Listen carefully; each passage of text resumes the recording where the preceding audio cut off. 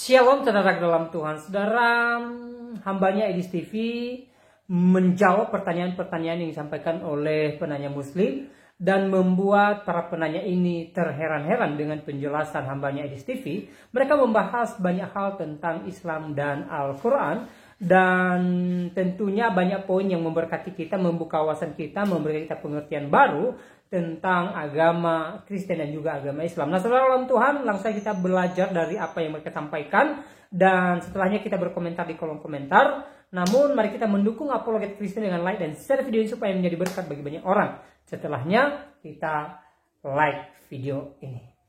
Nabi Muhammad itu dicoret dari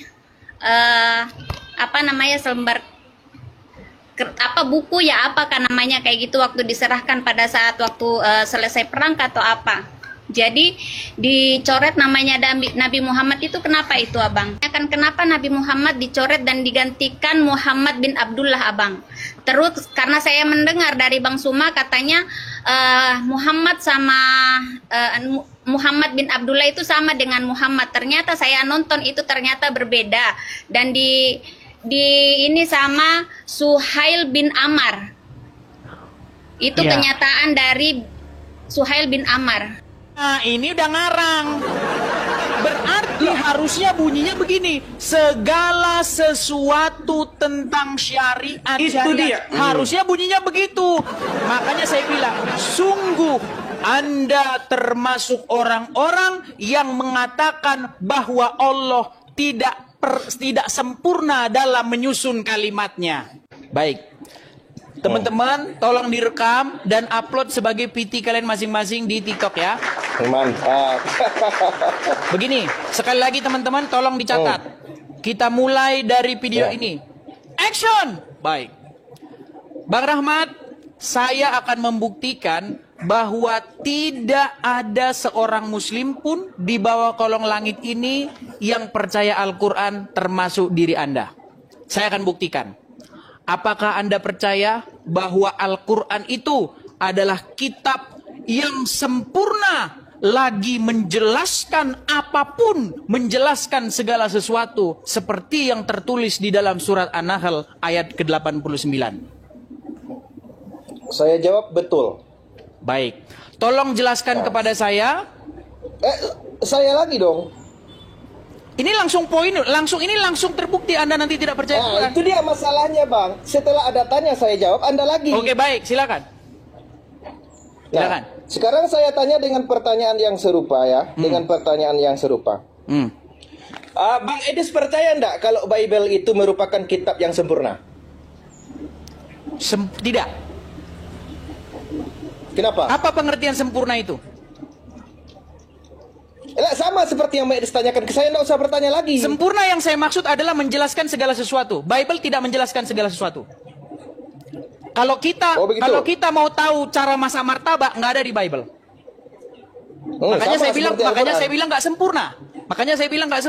Buktinya saya cari cara bikin martabak, nggak ada. Cara benerin laptop nggak ada di Bible. Sama seperti Al-Quran. Kalau seandainya pemahaman Bang Edis itu hanya penjelasan tentang membuat martabak, tidak ada. Ya, sama seperti Al-Quran. Di Al-Quran tidak ada juga cara pembuatan martabak. Baik. Betul. Apakah Al-Quran mengklaim bahwa Al-Quran itu menjelaskan segala sesuatu? Coba tampilkan ayatnya. Baik, saya bacakan ya. Al-Quran surat An-Nahl ayat ke-89. Bahwa Al-Quran adalah kitab yang menjelaskan segala sesuatu, dan tidak ada seorang muslim pun yang percaya kepada Al-Quran ini. Ya. Silakan. An-Nahl 89. Ya. Ini terbukti bahwa tidak ada muslim yang percaya Al-Quran. Ya, saya bisa pastikan nggak ada muslim yang percaya Al-Quran. Nih, surat An-Nahl 89. Jangan digelapkan, Bang. Baik.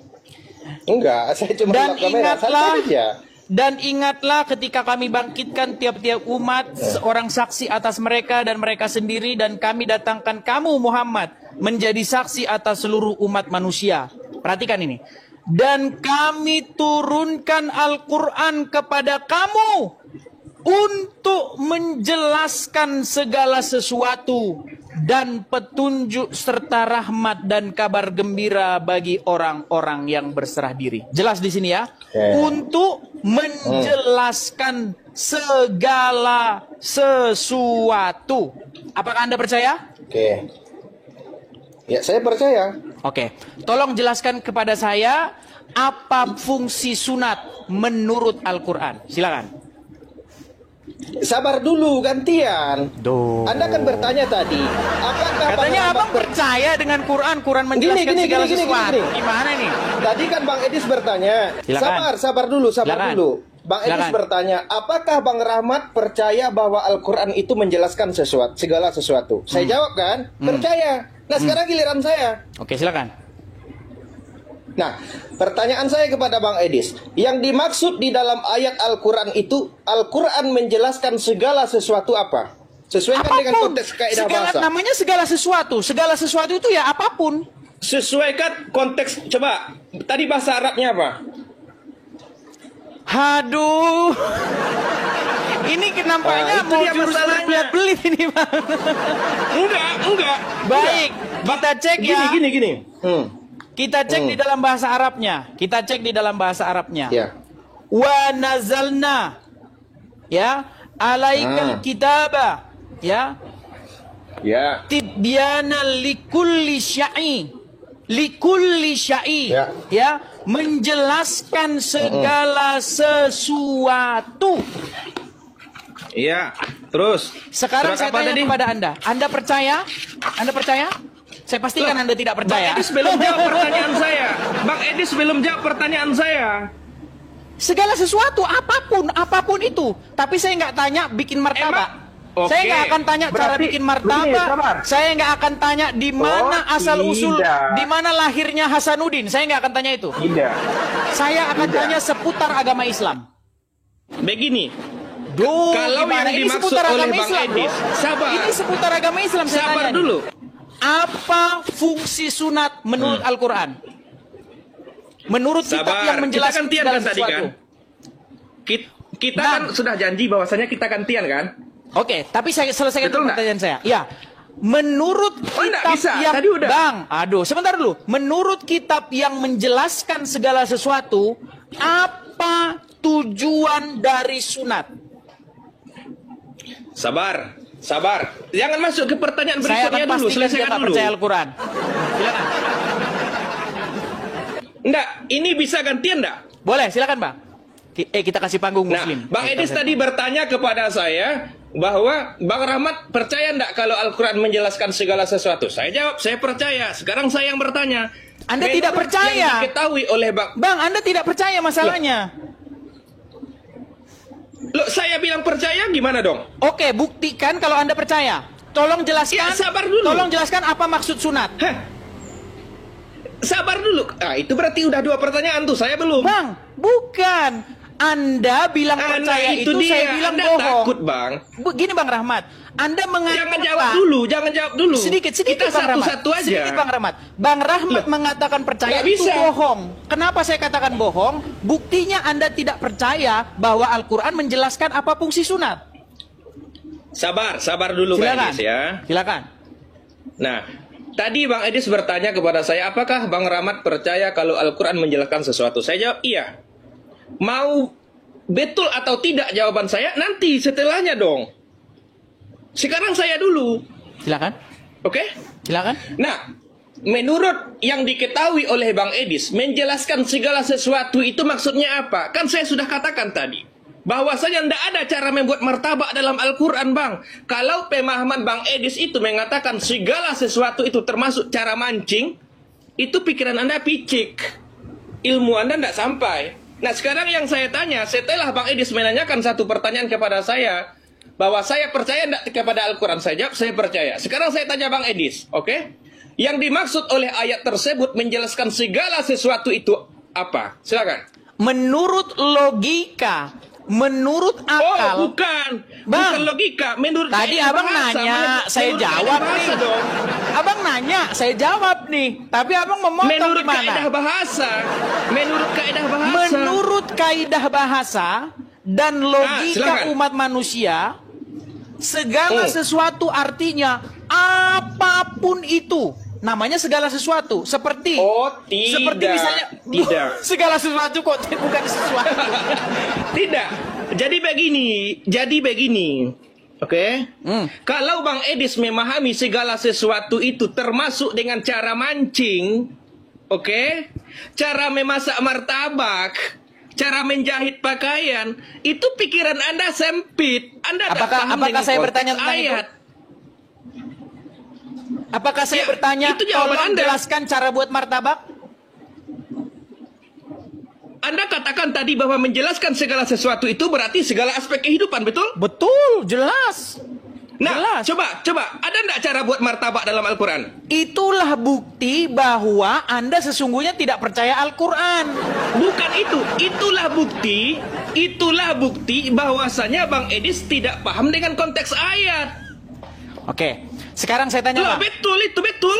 Sekarang saya tanya, segala sesuatu itu pengertiannya apa di sini? Lah, jangan lari dulu. Jangan Oke, lari enggak. dulu. Abang Bang kan Edis sudah harus jawab mengatakan dulu. gini, Bang. Abang kan sudah mengatakan bahwa Kalau pemikiran Bang saya Edis salah. tidak tahu, Enggak, kalau Bang. Bang Edis Dengar dulu, tidak Bang. tahu, jawabannya tidak tahu. Begini. Jangan tanya balik ke Baik, saya nggak bilang nggak tahu. Anda mengatakan bahwa saya tidak tahu. Nah, silakan. Oke? Sekarang Baik. saya tanya. Kalau memang tidak tahu, saya ulangi pertanyaannya. Saya Oke. bukan mengatakan Pertanyaan tidak saya tahu, yang Bang. Dengarkan, Bang Rahmat, dengarkan. Oke. Saya tidak mengatakan bahwa saya sabar. tidak tahu. Nah, ini dia. Anda yang mengatakan kepada saya bahwa saya tidak tahu. Nah, maka dari itu, Oke. tolong Sekarang jelaskan saya apa gini, pengertian. Medis. Aduh. Nah. Apa pengertian menjelaskan segala sesuatu? Oke. Tadi kan pertanyaan saya, apakah Bang Edis tahu yang dimaksud dengan menjelaskan segala sesuatu? Bang Edis mengatakan bahwa yang dimaksud oleh ayat itu menjelaskan segala bentuk aspek kehidupan, betul? Segala apapun, namanya segala sesuatu. Termasuk cara buat martabak. Oh, harusnya iya, namanya segala sesuatu. Itu dia dari jawaban Bang Edis. Bang Edis membuktikan ketidakpahaman tentang suatu konteks Oke, yang ada kalau dalam begitu Al-Quran. apa itu segala sesuatu? Kalau begitu apa itu segala sesuatu? Akui dulu tidak tahu. Bang, Anda sudah mengatakan bahwa itu saya dia tidak dong. tahu, oke? Maka Betul kan? karena Anda menghakimi saya bahwa saya tidak tahu, maka sekarang saya balikkan kepada Anda untuk menjelaskan apa itu segala sesuatu. Silakan. Bang Edis jawab akui dulu tahu atau tidak. Nah itu Bang dia. Rahmat, supaya Itu kita dia. jangan macet di sini, Itu Bang dia. Rahmat, supaya kita Iya, jangan betul, macet di memang sini. betul. Bang Betul, Rahmat, memang betul. gini Bang Rahmat, supaya kita tidak macet di sini. Iya. Makasih Bang Albert, makasih teman-teman yang support. Gini, tolong jelaskan apa itu pengertian segala sesuatu. Bang Edis akui dulu kalau Bang Edis tidak tahu. Saya nggak bilang saya nggak tahu. Saya bilang bahwa segala sesuatu itu adalah apapun. Lalu Anda mengatakan bahwa pemahaman saya itu salah. Sekarang tugas Anda, apa itu segala sesuatu? Loh, sabar dulu. Jadi begini, Bang Edis mengatakan. Bukan berbelit, yang berbelit itu Bang kalau udah Edis. begini Bang namanya Bang. Yang berbelit itu Bang Edis. Loh, Oke. saya nggak berbelit, Tadi Bang. Bang Edis mengatakan. Gimana? Lah, Kak sabar. Teti, makasih, Kak Sabar Teti. dulu. Bang Edis mengatakan bahwa Al-Quran menjelaskan segala sesuatu itu berarti segala bentuk problem aktivitas manusia di atas muka bumi ini. Namanya segala Memang sesuatu. ada. Namanya Sabar segala dulu, sesuatu. Sabar dulu. Hmm. Sabar dulu. Berarti secara tidak langsung Bang Edis mengatakan Al-Quran ada menjelaskan tentang cara-cara pembuatan Jelas, martabak. harusnya begitu. Namanya menjelaskan segala sesuatu. Nggak ada. Nah, yang dimaksud dengan menjelaskan segala sesuatu itu adalah kaitannya dengan segala sesuatu yang ada tentang hukum-hukum yang harus dipatuhi oleh manusia di atas muka bumi. Nah, ini udah ngarang. Berarti harusnya bunyinya begini. Segala sesuatu tentang syariat. Itu dia. Harusnya bunyinya begitu. Makanya saya bilang, sungguh Anda termasuk orang-orang yang mengatakan bahwa Allah tidak sempurna dalam menyusun kalimatnya. Iya. Lah, begini. Sekarang begini Bang Edis. Rahmat, biar saya Begini. selesaikan. Makanya saya bilang, Lah, kok begini lagi? mustahil Anda percaya Al-Quran. Anda sesungguhnya tidak percaya Enggak, saya Al-Quran. percaya. Buktinya Anda Saya tidak percaya percaya. bahwa Quran menjelaskan segala sesuatu. Coba satu saja Bang Edis ya. Satu saja. Oke? Nah, Itu kan yang Mbak Edis baca adalah terjemahan dari original teks. Oke? Sudah kita Akui dulu, baca akui bahasa dulu dong. Arabnya. Bahasa Arabnya adalah likulli syai. Likulli, segala sesuatu. Enggak ada.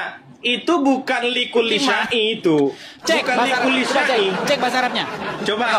Surat apa? An-Nahl- Surat apa? Surat An-Nahl surat apa? 89. Abang Oke, aja nggak sabar. ngerti suratnya. Tapi Bukan. bilang itu bukan Bukan. likulli syai. Coba silakan. Oke, saya hafal. Jadi begini.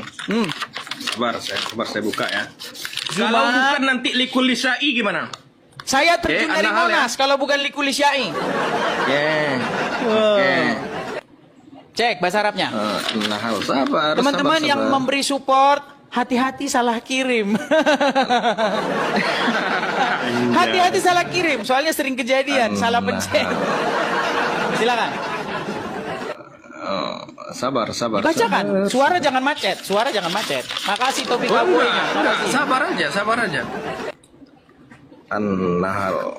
An-Nahl 89. Sabar. Saya ingin tampilkan kepada kepada Bang Edis. An-Nahl. Jangan lupa follow, tap layar dan absen ya teman-teman ya. Terima kasih teman-teman, makasih Bang Nicholas, Kak Teti, terima kasih Isabella, Oke. terima kasih. Ya. 212. Ya. Nanti kalau seandainya bukan apa tadi? Apa tadi? Likulli Menurut Bang Edis? syai. Kalau tidak Oke. ada kata likulli syai di situ, saya terjun dari Monas. Oh iya. Ayat berapa tadi? 89. 89. Oke, Silakan. Bang Edis. Ah, kan nggak ada terjemahannya kan, Iya. pantas dia nggak pernah ngerti isi Al-Quran. Karena nggak ada terjemahannya. 89. Sabar dulu. Silakan. Sabar dulu. Oke. Nah, ini. Ah, silakan. Mana bacakan. di sini? Ya dibaca dulu dong. Mana Abang di sini? belum baca. Nih. Ya. Nih. Baca. Ini kan? Ya, silakan Nah, abang baca saya bacakan sampai terakhir. Ada Oke. nggak di situ likulli syai? Sabar dulu. Bismillahirrahmanirrahim. Wa nazzalna 'alaikal kitaba tibyanan likulli syai'in. Likulli syai'in. Loh, Ada nggak yang likulli abang syai? katakan tadi apa? Loh, abang ada likulli syai, ada nggak di situ? Yang abang katakan tadi apa? Likulli syai, ada nggak? Ini bukan syai. Iya, maksudnya likulli syai, ada lanjutannya bang. Makanya saya cuma ngutip itunya doang bang. Loh, Coba. makanya ini nggak ada likulli syai. Coba baca. Berbeda. Coba baca. Ini likulli syai'u. Oh, artinya apa? Jangan dulu. Abang sudah salah. Bang, artinya. Arti likulli syai itu apa? Enggak. Abang sudah salah, akui dulu. Ah, jadi kita bahas Arab-Araban kalau begini bang. Enggak, Bang, begini, aku nggak begini, minat, Bang bang Edis. jadi orang Arab bang. Nggak minat aku bang. Nggak Bukan. minat aku bisa bahasa Arab. Kalau aku pelajari bahasa Arab, aku udah pasti lancar bahasa Arab. Memang aku nggak minat. Enggak, masalahnya. Itu dia masalahnya. Ketika Coba, Bang Edis artikan dulu. melakukan sesuatu kesalahan, Bang Edis enggak pernah ngaku. Oke, Bang artinya Edis aja. nggak pernah ngaku. Artinya bahasa Indonesianya apa? Enggak, akui dulu dong. Ingin mengalihkan Nggak ada. perhatian ini bang.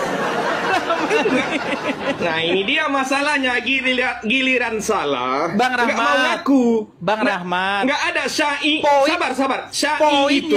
Sabar. yang ingin saya sampaikan itu adalah bahwa terjemahannya sudah tepat, menjelaskan segala Oke. sesuatu. Artinya itu tanpa ada Ya. yang nggak dijelaskan. Semua dijelaskan di situ. Oke. Ah. Ya. Nah, sekarang akui dulu kalau di sana enggak ada likulli syai. Gimana sih? Iya, memang enggak ada. Memang Bang, enggak ada likulli syai, makanya yang abang baca likulli syai bukan iwahudu. syai.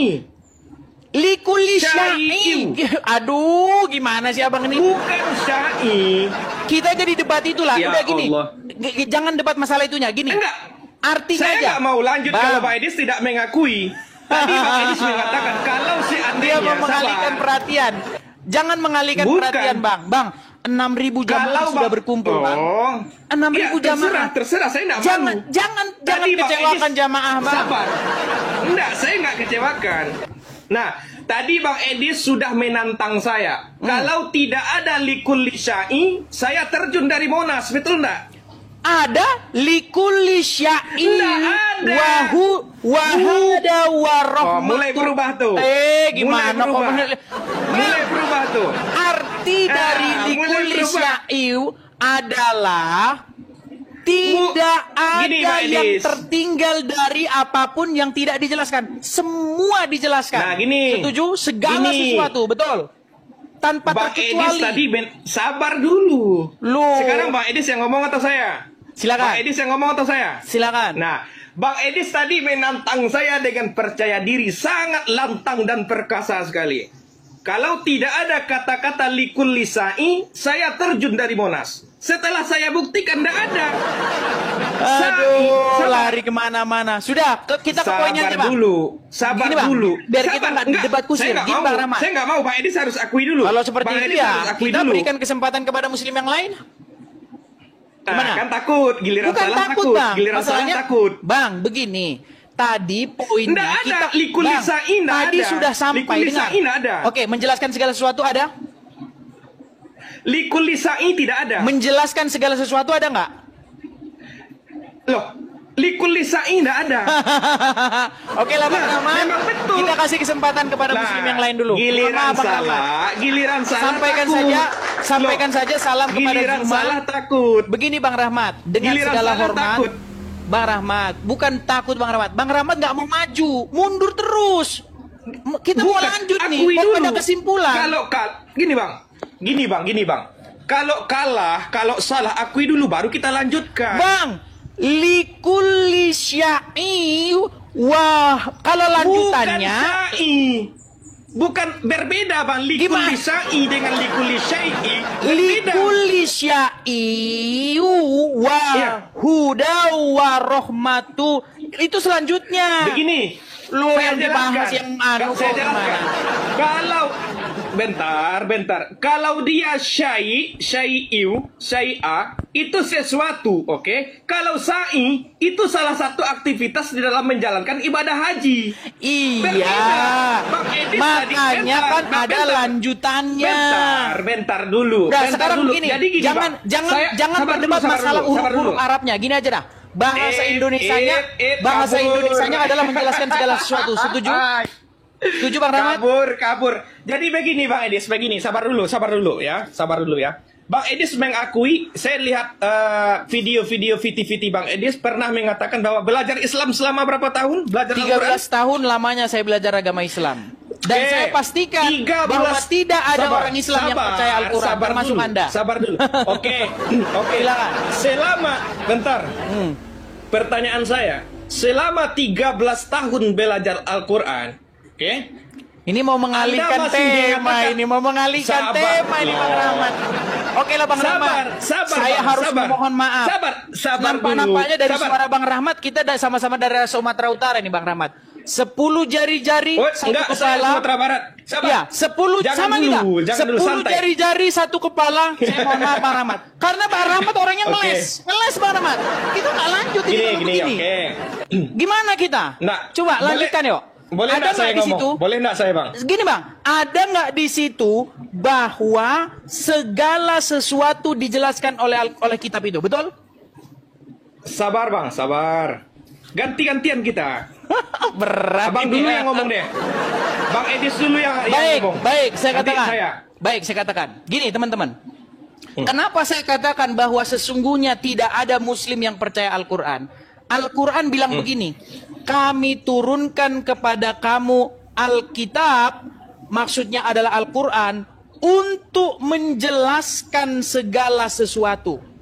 Kalau Anda sungguh-sungguh percaya bahwa Al-Quran itu menjelaskan segala sesuatu, maka Anda harus percaya bahwa Quran itu menjelaskan segala sesuatu. Sekarang saya tanya, tolong jelaskan kepada saya, Bang, tolong Gantian, jelaskan. gantian dulu. Saya kan ngomong ini.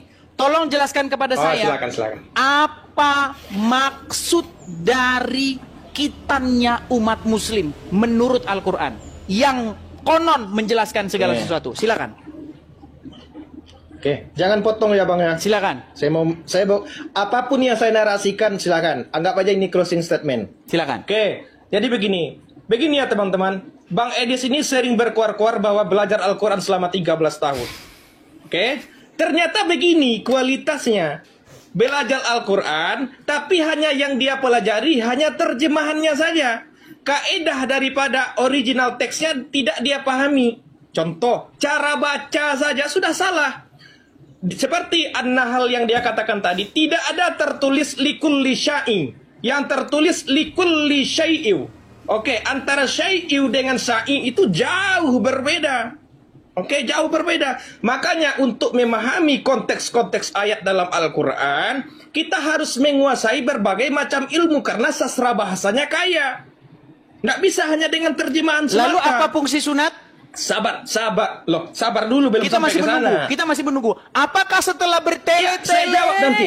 Apakah setelah long-winded? Apakah setelah jawaban yang bermutar-mutar? Apakah dia menjawab apa fungsi sunat menurut Ya. Al-Quran? Silakan.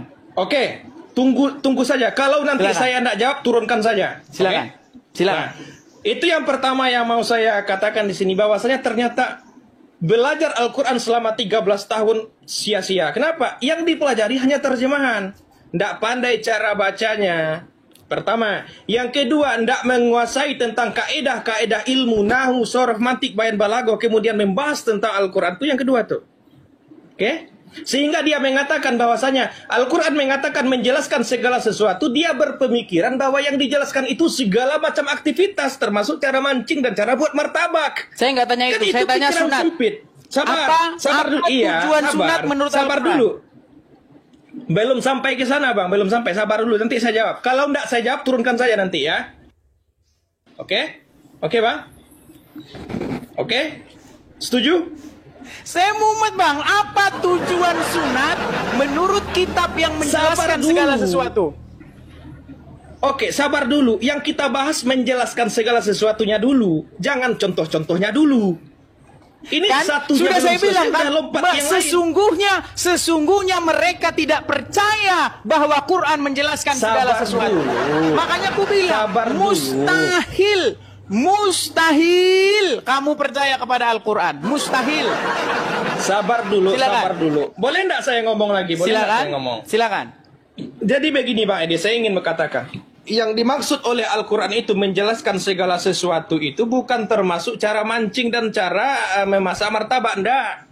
Yang dimaksud dengan menjelaskan segala sesuatu itu segala sesuatu yang berkaitan dengan hukum-hukum dan tuntunan kehidupan manusia di atas Harus dikoreksi muka bumi. berarti ya. Sabar. Berarti harus dikoreksi.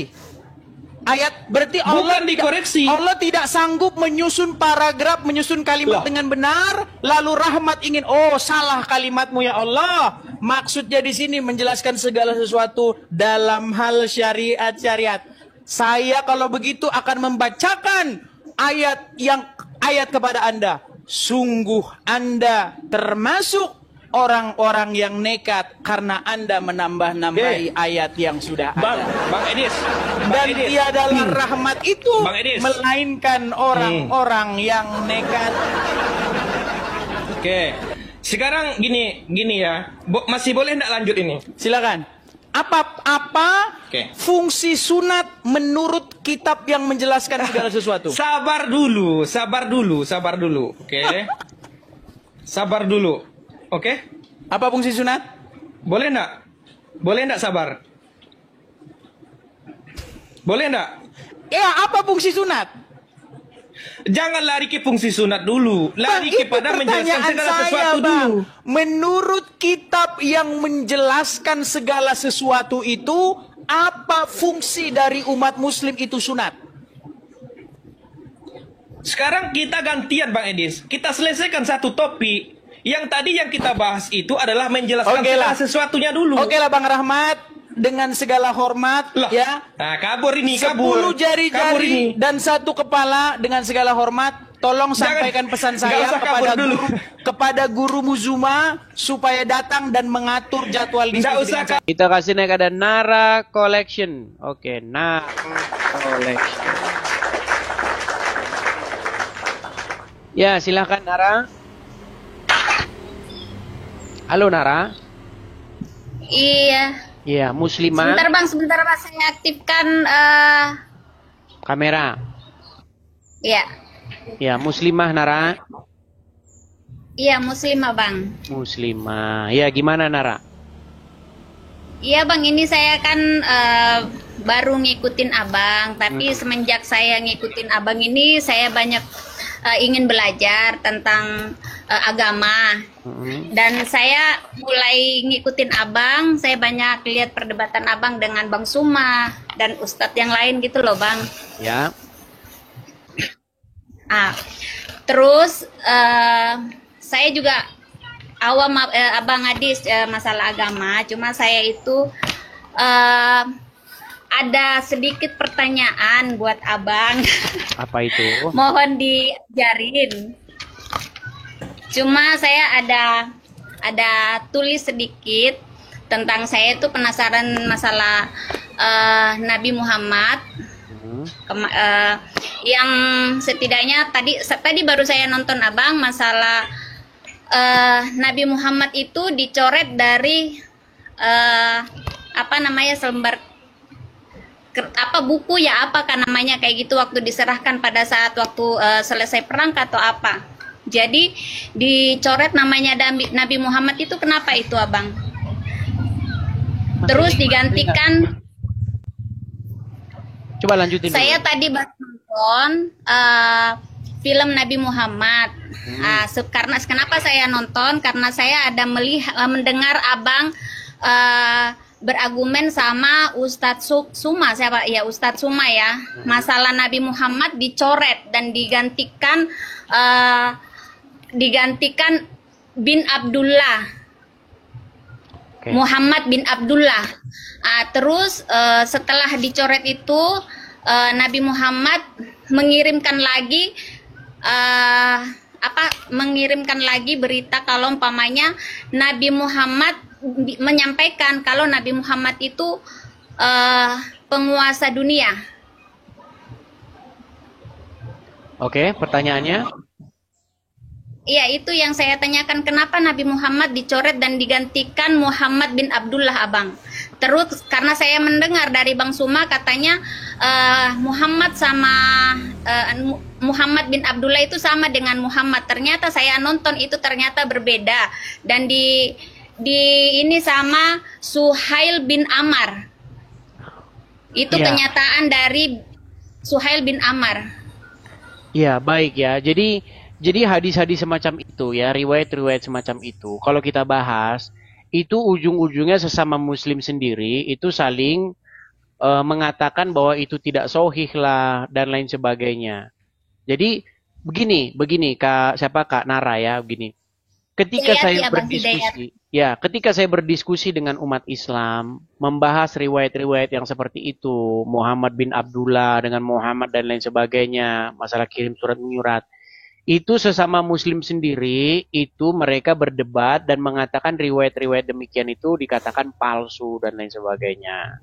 Makanya sekarang pokok bahasan saya dengan orang Islam itu, biar tidak menimbulkan perdebatan, langsung ke Quran saja. Karena apa? Karena kalau kita merujuk kepada hadis, orang-orang Islam sendiri banyak memalsu-malsukan hadis sekarang. Iya, walaupun sudah tertulis di dalam Sahih Bukhari, tertulis di dalam Sahih Muslim, orang Muslim yang malsu-malsuin. Makanya sekarang kita ke Quran saja, biar kita tidak berdebat lagi soal itu palsu atau tidak. Coba kalau ada dalam Al-Quran, apakah Muslim berani mengatakan itu palsu? Kan tidak. Tapi kalau dalam hadis, umat Muslim zaman sekarang sudah malsu-malsukan, dengan gampangnya mengatakan itu palsu. Gimana kalau kita bahas di dalam Al-Quran saja? Ya, abang, saya kan awam tentang saya Muslim, tapi saya nggak terlalu bisa baca Al-Quran. Kenapa saya ingin belajar sama Bang Adis TV? Karena saya tahu di sini Bang Adis TV kan juga awalnya Muslim ya.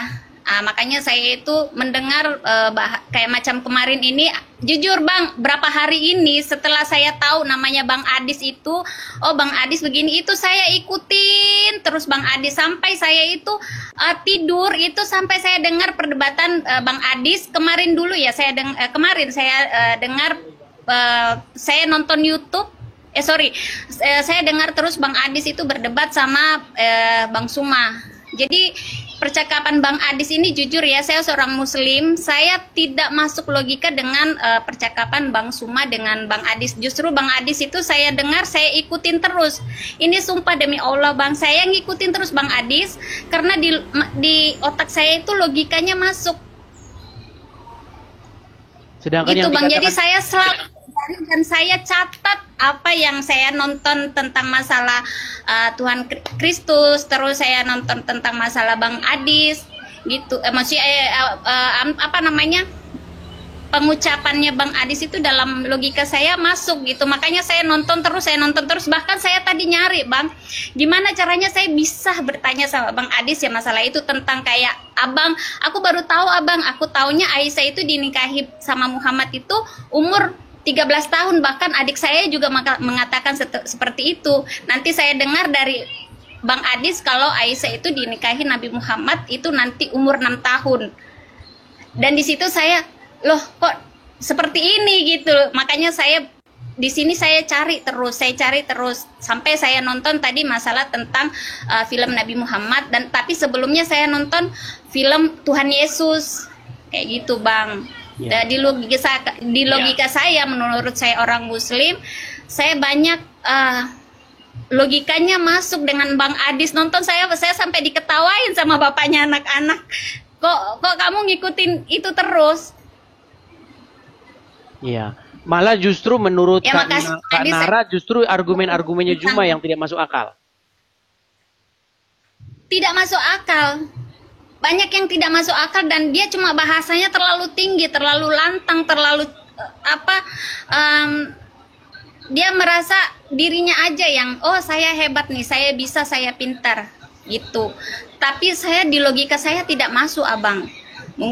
Tapi gini, banyak yang komen katanya, alah ini settingan katanya, ibu ini bukan muslim. Gimana kalau kita coba, jangan-jangan ibu ini jangan-jangan bukan muslim.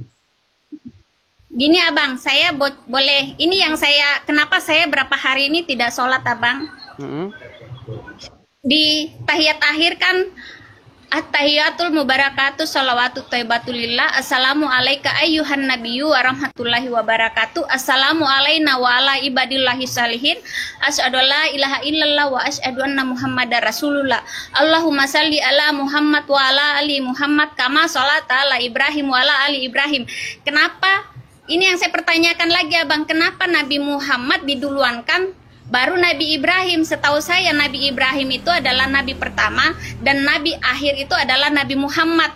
Kenapa setiap kita sholat kita mendoakan, saya di situ baca artinya, kenapa kita sholat itu membaca seakan-akan kita itu mendoakan Nabi Muhammad terus melebihi dari Nabi Ibrahim.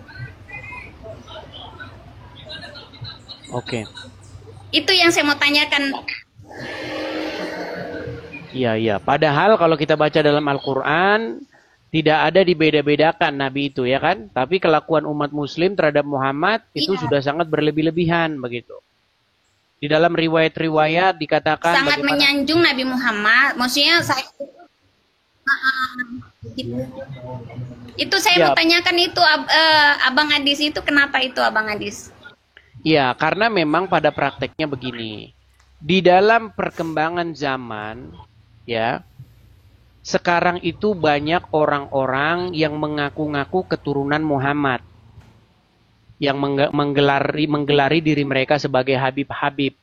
Nah, Habib-Habib ini, mereka sangat menggembar-gemborkan betapa mulianya Muhammad. Sehingga umat muslim akan digiring sedemikian rupa untuk mengkultuskan dia dan keturunannya. Nah, apa keuntungan bagi mereka? Cuan, fulus. Ketika keturunan-keturunan Muhammad dalam tanda kutip yang mengaku-ngaku keturunan Muhammad ini, mereka gembor-gemborkan. Turunan Nabi itu mulia. Bahkan dikatakan, kalau ada ulama yang sudah gila, dia bisa dikatakan mantan jadi orang gila, dia tidak bisa disebut lagi sebagai ulama. Tapi kalau ada turunan Nabi gila, dia statusnya masih turunan Nabi, masih Habib, katanya. Dan mereka sangat dimuliakan. Ketika mereka sangat dimuliakan, mereka mendapatkan uang yang banyak. Contoh, bekas tisunya, ya kan? Nih, bekas tisu lap turunan Nabi. Wah, umat muslim rebutan. Cium-cium kakinya, bekas minumnya, banyak sekali. Lihat aja, bagaimana orang-orang Islam sangat mengkultuskan keturunan Nabi, keturunan Muhammad. Nah, padahal di dalam Al-Quran ada ayat yang mengatakan, Makana Muhammadin aba ahadim mirzalikum. Bukanlah Muhammad itu bapak dari salah seorang laki-laki di antara kalian. Muhammad itu bukan bapak dari seorang laki-laki di antara kalian. Tapi sekarang banyak orang ngaku-ngaku turunan Muhammad. Ketika mereka mengaku keturunan Muhammad, orang-orang Islam di negeri kita ini sangat-sangat menjanjung, memuliakan mereka. Ya kan? Sehingga mereka dapat uang yang banyak dari situ. Seperti itu. Makanya ada semacam pengkultusan. Muhammad tuh harus dikultuskan. Seperti itu. Riwayat-riwayat mereka mengatakan tuh kencingnya Muhammad diminum, darahnya diminum. Ya, itu. Sudah pernah dengar? Sudah pernah dengar kan? Baru dengar, makanya saya itu juga baca kemarin Abang. Terus saya juga ini ada lagi saya pertanyakan ini Abang. Kemarin saya ada nonton juga Abang berdebat sama siapa yang di Malaysia itu ya Bang ya, yang perempuan yang bercadar itu. Abang bilang enggak boleh kesini, enggak boleh. Kenapa itu kan yang ibu Malaysia yang bercadar itu Abang? Ya, itu saya lihat perempuan itu seharusnya tidak diharuskan untuk berhijab, menutupi kepala itu, karena tadinya itu Nabi Muhammad istri para nabi itu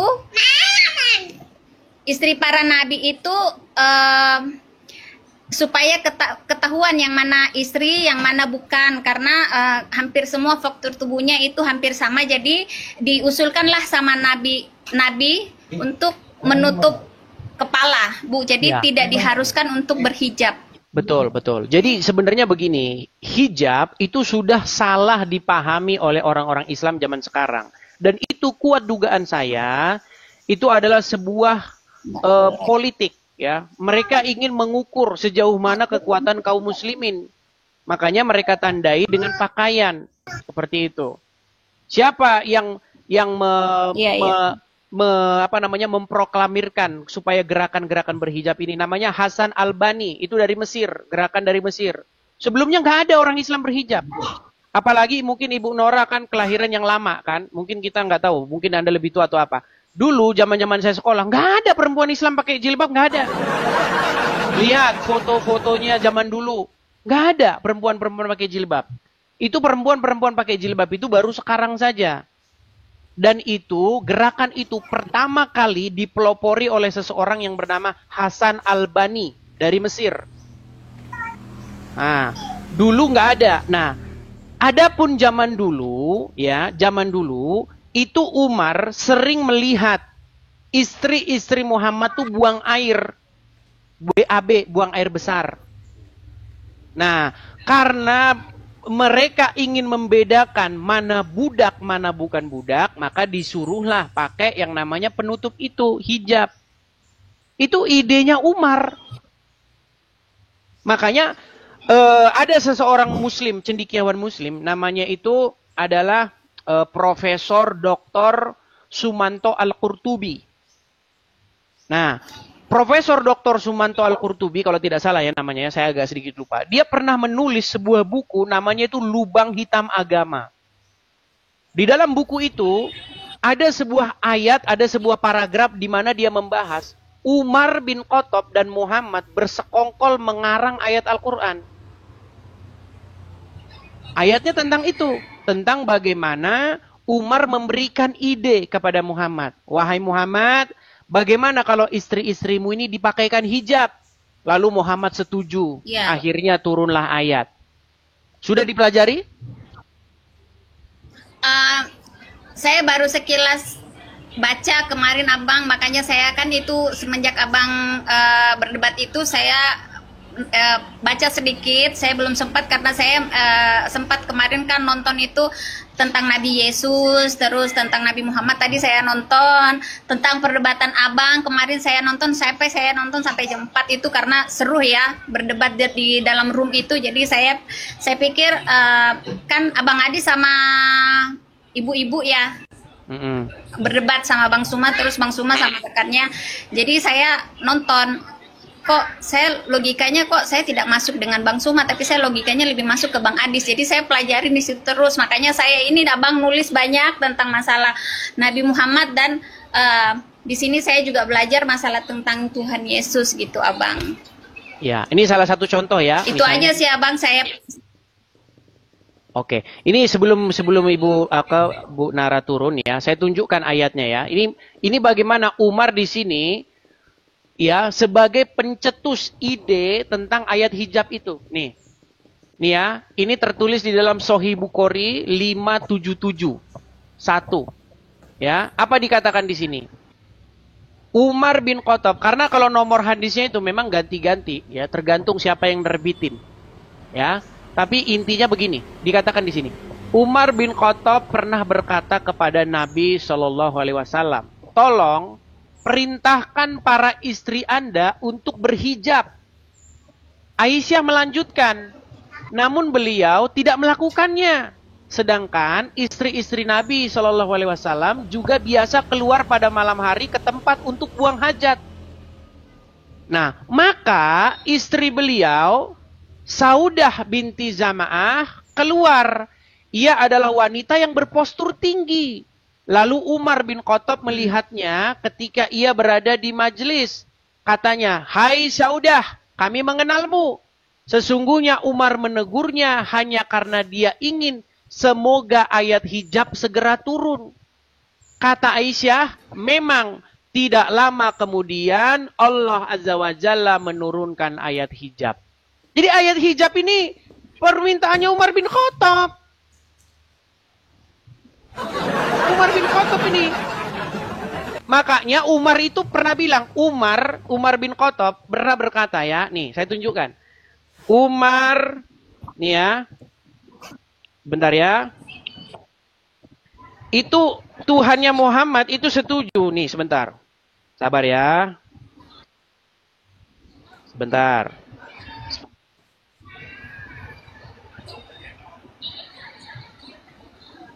Kita tampilkan ya.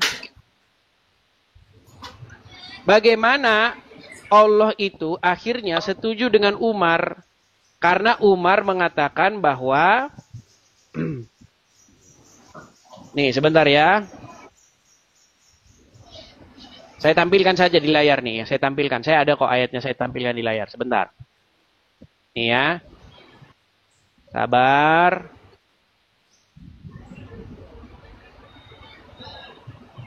Bentar ya teman-teman ya. Kelihatan ini? Kelihatan? Kelihatan? Kurang gede bang, kurang besar. Tuh, itu ada di dalam hadis riwayat Muslim nomor 4412 ya. Nih sebentar. Hadis riwayat Muslim sebentar. Biar saya ketikkan di sini. Hadis riwayat Muslim nomor 4412. Nih. Saya tampilkan ya hadisnya. Baik, salam Tuhan, videonya kita sudah dengarkan apa yang dibahas oleh hambanya Edis TV dengan beberapa penanya Muslim di video tadi ya. Mereka membahas banyak poin ya tentang Nabi Muhammad, tentang kisah hidupnya dan juga tentang beberapa hal terkait ayat Al-Quran. Nah, saudara dalam Tuhan, tentu setelah kita melihat dan mendengarkan apa yang menjadi pokok perbincangan mereka, banyak hal yang memberkati kita, di mana membuka wawasan kita, memberikan kita pengertian baru, memberikan kita penjelasan baru, ya, dan tentunya menguatkan setiap iman kita yang boleh mendengarkan. Nah, saudara dalam Tuhan, apa yang menjadi poin saudara atau apa yang menjadi berkat buat saudara dari apa yang mereka bahas? Silahkan tulis di kolom komentar, berbagi komentar yang baik, yang positif, terutama komentar-komentar yang memuji memuliakan nama Tuhan dan yang memberkati kita sekalian. Nah, saudara dalam Tuhan, di kesempatan ini juga saya kembali ingatkan kita supaya kita tetap semangat menjalani hari-hari kita, terutama semangat ya memuji memuliakan nama Tuhan di dalam kerajaan surga. Saya tidak tahu apa yang menjadi persoalan kita, saya tidak tahu apa yang menjadi masalah kita, saya tidak tahu apa yang menjadi beban saudara. Tentu saya dan saudara punya persoalan masing-masing. Nah, bagaimana kita menyikapi persoalan-persoalan yang saat ini menghadang setiap langkah kita? Hal yang terpenting yang boleh kita lakukan saat ini adalah ya, berserah kepada Tuhan, mengandalkan Tuhan, percaya bahwa kuasa Tuhan nyata bagi kita, Tuhan mampu menolong kita, Tuhan mampu membebaskan kita, Tuhan mampu memerdekakan kita, Tuhan mampu menopang kita, Tuhan mampu ya, membuka jalan keluar bagi setiap kita yang saat ini mengalami berbagai kesulitan-kesulitan kehidupan. Ya, saudara dalam Tuhan, kalau kita belajar dalam Alkitab, banyak tokoh yang boleh kita pelajari yang menguatkan iman kita, di mana ketika hamba-hamba Tuhan dalam Alkitab mengalami berbagai persoalan, mengalami berbagai masalah, ya, intimidasi, tekanan, mereka berserah kepada Tuhan, mereka mengandalkan Tuhan, mereka percayakan kehidupan mereka kepada Tuhan, dan pertolongan Tuhan tidak pernah terlambat dalam kehidupan mereka. Bahkan ketika nyawa mereka terancam, mereka berserah kepada Tuhan, mereka percaya akan kuasa Tuhan menolong mereka. Maka Tuhan punya cara yang ajaib, membebaskan mereka, melepaskan mereka dari berbagai persoalan mereka, sehingga mereka menjadi orang yang bersukacita dan mengalami anugerah pertolongan Tuhan. Ya, salah satu contoh yaitu Daniel. Ya, dia mengalami pergumulan iman, di mana kalau dia tetap berdoa kepada Tuhannya, maka nyawanya pasti melayang. Saudara dalam Tuhan, dia tetap bersikeras memuji Tuhannya. Dia berdoa kepada Tuhan 3 kali sehari, bahkan dia menghadap Yerusalem. Dan karena persoalan itu, akhirnya dia dihukum dan dimasukkan ke dalam gua singa kalau kita belajar dalam Alkitab. Tetapi apa yang terjadi? Ya, ketika dia setia kepada Tuhan, ketika dia mengandalkan Tuhan, maka Tuhan tidak pernah terlambat menyatakan pertolongannya bagi Daniel. Sehingga ketika dia sampai ke dalam gua singa, dia tidak diterkam oleh singa, tetapi dia mengalami pertolongan Tuhan, sehingga dia selamat, dan orang-orang yang melihat dia selamat, ya, memuji Tuhan Allahnya Daniel. Ya, dan banyak contoh, misalnya Sadrah, Mesach dan Abednego, ya, yang dibuat ke perapian dan akhirnya mengalami pertolongan Tuhan. Ya, bagaimana Esther beserta orang Yahudi yang ada di Media Persia terancam, dan mereka